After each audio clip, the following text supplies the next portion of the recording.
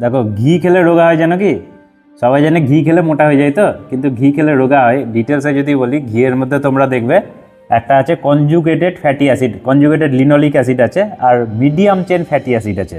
মানে ঘি হচ্ছে একটা সম্পৃক্ত খাবার। তুমি প্রথমে সকালবেলাতেই যদি উঠে 1 চামচ ঘি খেয়ে নাও কোনো কিছুর সঙ্গে, কফি দিয়ে খায় কেউ, অনেকে এমনি চায়ের সঙ্গে খায়, 1 চামচ যদি ঘি খেয়ে নাও, এটা খুব দ্রুত শক্তি যোগায় আর তার সঙ্গে সঙ্গে তোমার শরীরের ফ্যাট বার্ন করতে সাহায্য করে। তোমরা করিনা কাপুরকে দেখেছিলে না, 0 ফিগার হয়েছিল? করিনা কাপুরের যে ফুড ডায়েটিশিয়ান ছিলেন, তিনি কিন্তু ঘি খাওয়ার পরামর্শ দিয়েছিলেন। যেটা আমাদের ধারণা, দীর্ঘদিন ধরে ভুল ধারণা ঢোকানো হয়েছে, ঘি খেলে কোলেস্ট্রল জমে, কিচ্ছু হয় না। বরং আমাদের এই যে ঘিয়ের মধ্যে A, D, E, K এই যে ভিটামিনগুলো আছে, যে ভিটামিনগুলো অতি অবশ্য প্রত্যেকের প্রচুর দরকার, এগুলো ছাড়াও ঘিয়ের মধ্যে সবথেকে ভালো ওমেগা-3, ওমেগা-6 ফ্যাটি অ্যাসিড আছে, এবং এই ঘি আমাদের স্নায়ু কোষ মেরামতিতে সাহায্য করে এবং মস্তিষ্ক ঠান্ডা রাখতে সাহায্য করে। সেই জন্য দেখবে ঘিকে মেধার সঙ্গে যুক্ত করা হয়। আগে আমাদের দিনে ছিল না ব্রাহ্মী শাক খাওয়া ঘিয়ের সঙ্গে ভেজে, তো সেই সময়কার মানুষদের প্রাক্ষবিক দিকটা ভাবো, তারা কত কম শান্ত, মানে কম অধৈর্য হতো, শান্তশিষ্ট কতটা ছিল। যখন থেকে সাদা তেল খাওয়ার কথা বলা হয়েছে, সাদা তেল কেন খাবে? যাতে কোলেস্ট্রল না হয়।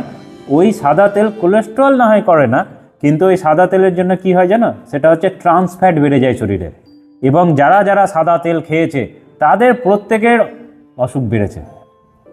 এই জন্য তোমরা ঘিয়ের ক্ষেত্রে যেটা হচ্ছে, সবাই বলছিলে যে দাদা ঘি আমরা খাবো তো ভালো, কিন্তু আসল ঘি পাবো কোথায় থেকে? তো সেই জন্য আমরা যেটা করেছি একটা, যে যারা এরকমভাবে ঘি বানায় বাড়িতে, ঠিক আছে, তাদের সঙ্গে আমরা যোগাযোগ করেছি। আমরা এই পরম ইন্ডিয়া ফাউন্ডেশনের তরফ থেকে, এই এনজিওর তরফ থেকে আমরা তাদের সঙ্গে যোগাযোগ করেছি যারা ঘি বানায়।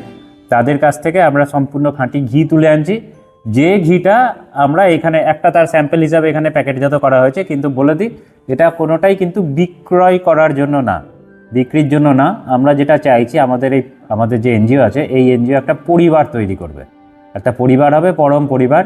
এই পরিবারের যারা সদস্য হবে, সেই সদস্যদের ব্যবহারের জন্য আমরা এটা প্রস্তুত করছি, এবং এটা শুধু ঘি দিয়ে শুরু করছি।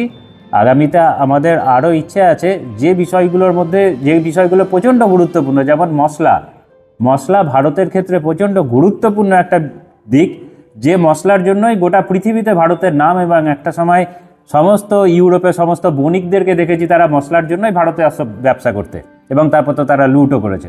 সেই মশলা কিন্তু বর্তমানে প্রচুর ভেজাল সমেত বিক্রি হয়। যে ভেজাল সমেত মশলা খেয়ে আমাদের অনেক বেশি অসুখ হয়। যে মশলা আমাদেরকে সুস্থ করতো তা অসুস্থ করে দিচ্ছে। আমরা ভবিষ্যতে এরকম সম্পূর্ণ ভেজালমুক্ত মশলাও নিয়ে আসবো, এবং অন্যান্য সমস্ত জিনিস আমরা এক এক করে চেষ্টা করছি। সকলের যদি আশীর্বাদ পাই, সকলের যদি ভালোবাসা পাই, সহযোগিতা পাই, তাহলে আমরা এই বিষয়ে আরেকটু বেশি সফল হব। তো সেই জন্য সবাইকে বলছি যে আমাদের এই পরম পরিবারের সদস্য যারা হবে, তাদের জন্য আমরা ভেজাল মুক্ত যা কিছু জিনিস আছে সেইগুলোকে একসঙ্গে আনার চেষ্টা করছি।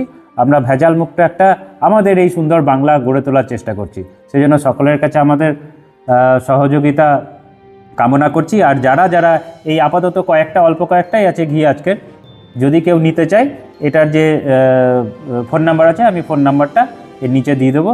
তাহলে কেউ যদি আমাদের পরিবারের সদস্য হতে চায় বা এই ঘি বা অন্যান্য কোনো জিনিস নিতে চায়, তাহলে তারা আমাদের সঙ্গে যোগাযোগ করবে।